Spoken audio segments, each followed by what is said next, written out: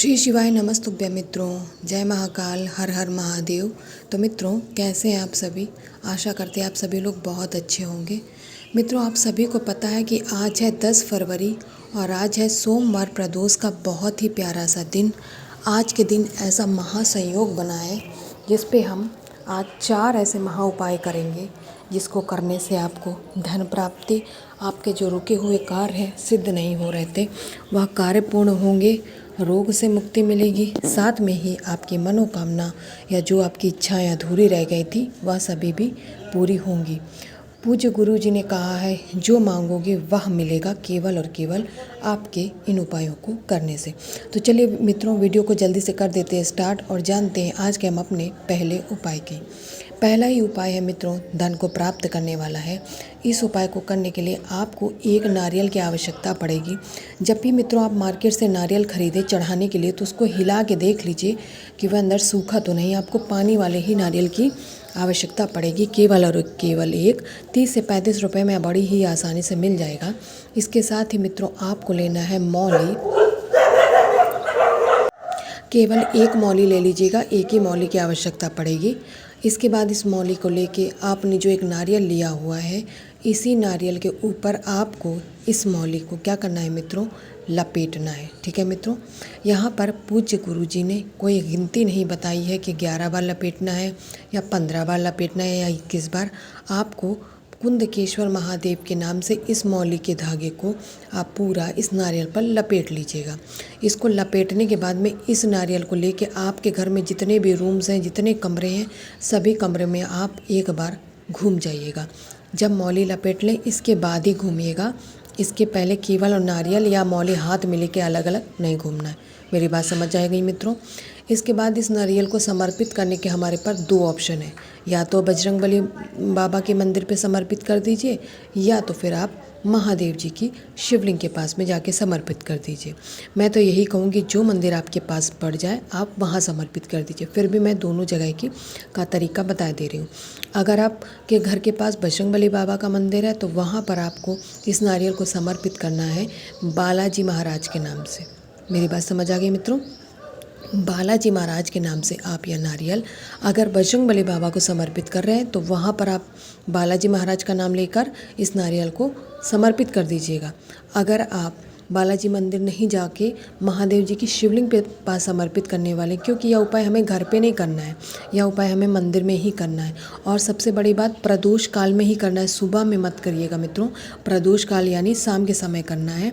तो महादेव जी की शिवलिंग के पास जाएंगे मित्रों, उत्तर दिशा में मुँह करके आपको यह जो नारियल है या महादेव जी की शिवलिंग के पास में रख देंगे। कुंदकेश्वर महादेव के नाम से आप अपनी विनती करते हुए आपके घर के जो भंडारे खाली हो गए, धन रुक नहीं रहा है, खर्चे बढ़ते जा रहे हैं, आपको महादेव जी से कामना करते हुए इस नारियल को समर्पित करके अपने घर पे वापस आ जाएंगे मित्रों। तो बहुत ही छोटा और बहुत ही प्यारा सा उपाय था। आप यह पहला उपाय ज़रूर करिएगा। अब बात करते हैं आज के हम अपने दूसरे उपाय की, जो कि है कार्य सिद्धि उपाय। अर्थात हमारा जो कार्य नहीं बन रहा है उस कार्य को पूरा करने के लिए आपको लेना पड़ेगा मित्रों यहाँ पर पीला चंदन। जी हाँ मित्रों, आपको पीला चंदन लेना है, बहुत ज़्यादा नहीं, 1 चुटकी ले लीजिएगा और उसका पेस्ट बना लीजिएगा।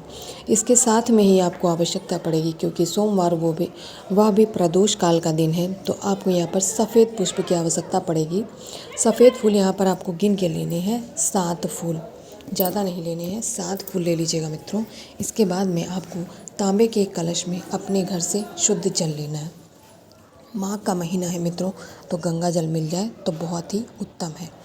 तो गंगा जल ले लीजिएगा और जल डालने के बाद में इस कलश को लेके आप महादेव जी की शिवलिंग के पास में मित्रों पहुंच जाइएगा। शिव मंदिर पहुंचने के बाद में मित्रों आपको अपना मुख रखना है नॉर्थ डायरेक्शन में, उत्तर दिशा में।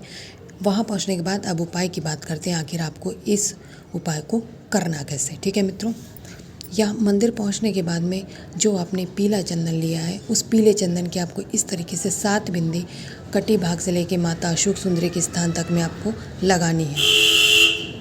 इतनी बात समझ गए मित्रों? 7 आप यहाँ पर गिन कर पीले चंदन की बिंदी लगा लेंगे मित्रों।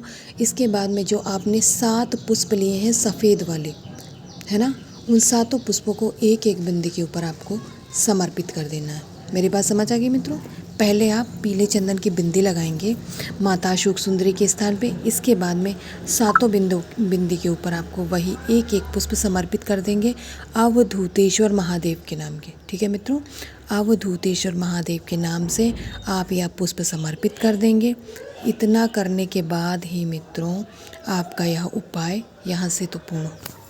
इसके बाद में जो एक तांबे का लोटा जल लेके गए हैं आप उस अपने साथ में, उस तांबे की लोटे के जल को आपको महादेव जी की शिवलिंग पे समर्पित करना है श्री शिवाय नमस्तुभ्यम मंत्र का जाप करते हुए। ठीक है मित्रों, जैसे ही आप यह जल समर्पित कर देंगे इसके बाद में आप महादेव जी से विनती करेंगे और उसके बाद में उनका आशीष लेके आप अपने घर पे वापस आ जाएंगे।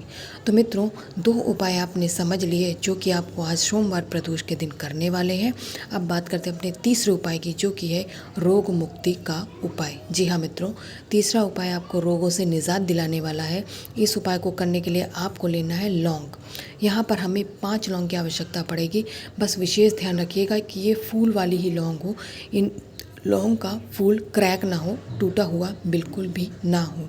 फूल वाली ही लौंग का हमें प्रयोग करना है। ठीक है मित्रों, इसके बाद में आपको लेना है तांबे के एक कलश में अपने घर का जल। ये लौंग इस कलश के अंदर मत डालिएगा, बल्कि आप जल और गंगा जल ही लीजिएगा। लौंग अपने हाथ में लेके और इस कलश को लेके आप महादेव जी की शिवलिंग के पास इस उपाय को करने के लिए पहुँच जाएंगे।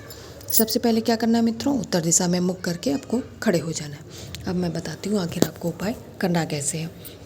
जो आपने मित्रों 5 लौंग ली हैं, उन 5 लौंग को आपको कहाँ समर्पित करना है, माता अशोक सुंदरी के स्थान पर। एक एक लौंग को आप माता अशोक सुंदरी के स्थान पर समर्पित करते जाइएगा मित्रों। साथ ही में आपको उस रोगी व्यक्ति का नाम और गोत्र का नाम लेते हुए इन 5 लौंगों को आपको माता अशोक सुंदरी के स्थान पर समर्पित कर देंगे। समर्पित करने के बाद में आपको एक नाम लेना है मणिभद्र का।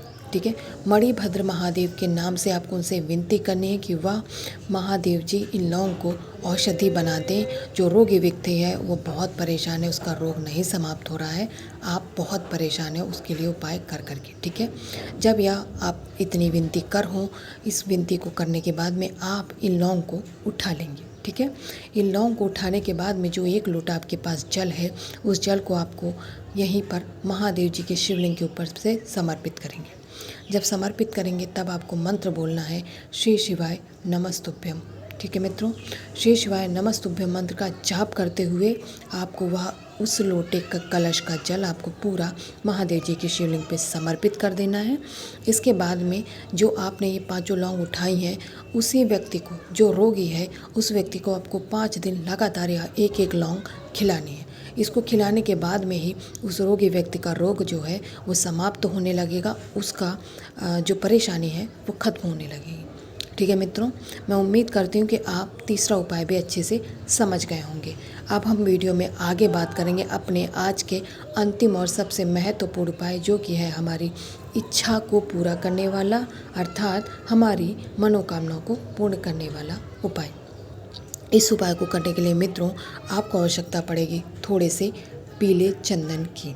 जी हाँ मित्रों, आपको 1 चुटकी या फिर उससे भी कम थोड़ा सा पीला चंदन ले लीजिएगा। पीले चंदन के साथ में ही मित्रों आपको आवश्यकता पड़ेगी लाल चंदन की। जी हाँ मित्रों, इस उपाय में हमें दोनों चंदन की आवश्यकता पड़ेगी। थोड़ा सा पीला चंदन और थोड़ा सा लाल चंदन लेने के साथ ही आपको, सोमवार प्रदोष काल का दिन है, तो महादेव जी की सबसे प्रिय वस्तु अर्थात बेलपत्र की भी हमें आवश्यकता पड़ेगी। यहाँ पर आपको 5 बेलपत्र लेनी है। तीनों चीज़ों को लेने के बाद में साथ में ही आपको लेना है तांबे के एक कलश में अपने घर का शुद्ध जल। इस जल के अंदर आप ना तो बेलपत्र डालेंगे, ना ही कोई चंदन डालें, कुछ भी नहीं डालना है। केवल जल और गंगा जल लेने के बाद में पहुंच जाएंगे आप देवादिदेव महादेव भगवान शंकर के मंदिर में अपने उपाय को करने के लिए, क्योंकि यह उपाय भी हमें अपने घर पे नहीं करना, बल्कि प्रदोष काल में महादेव जी के मंदिर पर ही करना है। ठीक है मित्रों, मंदिर पहुंचने के बाद में आप उत्तर दिशा में अपना मुख करके खड़े हो जाएंगे मित्रों। इसके बाद में आपने जो चंदन लिया है, सबसे पहले बताती हूँ आखिर आपको करना क्या है। सबसे पहले तो आपने जो 1 लोटा जल लिया है, उसे सबसे पहले महादेव जी की शिवलिंग पर समर्पित कर दीजिएगा। श्री शिवाय नमस्तुभ्यम मंत्र का जाप करते हुए मित्रों, जल समर्पित करने के बाद में आपको लेना है लाल चंदन। जी हाँ मित्रों, सबसे पहले हमें लाल चंदन का उपाय करना है। जो आपने लाल चंदन लिया है, उस लाल चंदन के यहाँ पर आपको 7 बिंदी लगानी है महादेव जी की शिवलिंग पर। केवल माता अशोक सुंदरी का स्थान छोड़कर आप कहीं पर भी लगा सकते हैं। मैं इस तरह लगा रही हूँ, आपको जैसे समझ आए आप वैसे लगा सकते हैं। ठीक है मित्रों, लाल चंदन की बिंदी लगाने के बाद में आपने जो पीला चंदन लिया है, उस पीले चंदन की यहाँ पर आपको 5 बिंदी लगानी। कितनी मित्रों? 5 बिंदी आप लगाएंगे माता अशोक सुंदरी के स्थान पर रंगेश्वर महादेव के नाम से। कौन सा नाम मित्रों? रंगेश्वर महादेव का नाम लेके 5 बिंदी पीले चंदन की आपको माता अशोक सुंदरी के स्थान पर लगानी है मित्रों। इसके बाद में जो आपने 5 बेल पत्र लिए हैं, उन्हें महादेव जी के शिवलिंग पे समर्पित करेंगे। लेकिन नियम यह कहता है, प्रत्येक बेल पत्र की डंडी अलग अलग दिशा में होनी चाहिए। जब आप बेल पत्र समर्पित करेंगे मित्रों, तब यहाँ पर आपको चंपेश्वर महादेव का नाम लेना है। मेरी बात समझ आ रही मित्रों? जो आप चंदन की बिंदी लगाएंगे वह रंगेश्वर महादेव के नाम से, और बेलपत्र समर्पित करेंगे चंपेश्वर महादेव के नाम से। इतना करने के बाद ही आपका उपाय पूर्ण हो जाएगा और आप महादेव का आशीष लेके अपने घर पे वापस आ जाइएगा। तो मैं ऐसी उम्मीद करती हूँ कि आप चारों उपाय समझ गए होंगे मित्रों। इन चारों उपायों को आप अपने घर पे करिएगा। महादेव जी का आशीष आप पर बना रहे।